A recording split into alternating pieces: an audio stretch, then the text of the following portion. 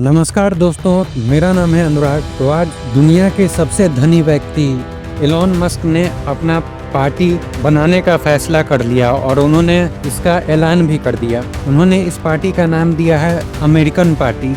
इस बात की काफ़ी समय से अटकलें लगाए जा रहे थे। एलोन मस्क ने इस बात की जानकारी एक्स पर लिख के दी।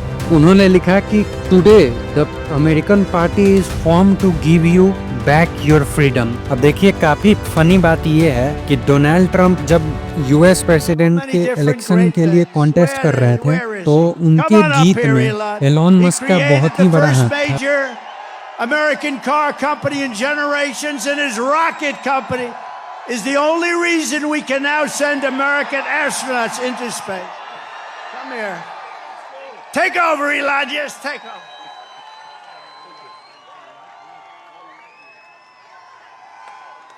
Hi, everyone.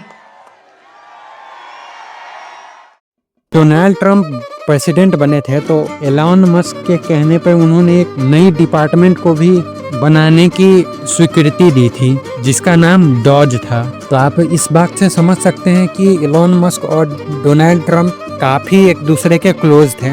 Initially Donald Trump ने टेस्ला, जो कि एलोन मस्क की कंपनी है, उसे काफ़ी सपोर्ट किया था, लेकिन ये पार्टनरशिप ज़्यादा टाइम तक चल नहीं पाई। कुछ ही समय बाद से एलोन मस्क और डोनाल्ड ट्रंप की जो थिंकिंग थी वो आपस में क्लैश होने लगी। एलोन मस्क और डोनाल्ड ट्रंप अब एक दूसरे के ऊपर आरोप प्रति आरोप लगाना शुरू कर देते हैं और इसकी सबसे बड़ी शुरुआत इलेक्ट्रिक व्हीकल के ऊपर जो सब्सिडीज हैं उनको लेके शुरू होती है।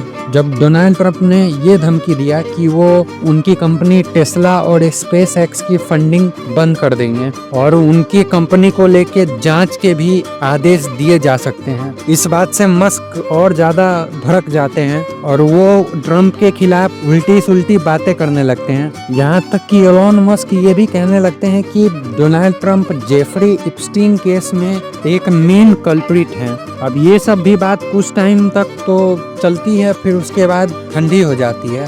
लेकिन रिसेंटली डोनाल्ड ट्रंप और उनके गवर्नमेंट ने एक बिल लाने का फैसला किया और डोनाल्ड ट्रंप ने इसका नाम दिया बिग एंड ब्यूटीफुल बिल। अब ये बिल जो है वो मेनली टैक्स कटिंग के लिए है और एलोन मस्क इस बिल को लेके बहुत ज़्यादा भड़क गए। उन्होंने इस बिल को लेके ट्रंप को पागलपना कहा और हालिया में जो डोनाल्ड ट्रंप का इमिग्रेंट्स के खिलाफ जो रवैया था वो भी एलोन मस्क को कुछ ज़्यादा पसंद नहीं आया।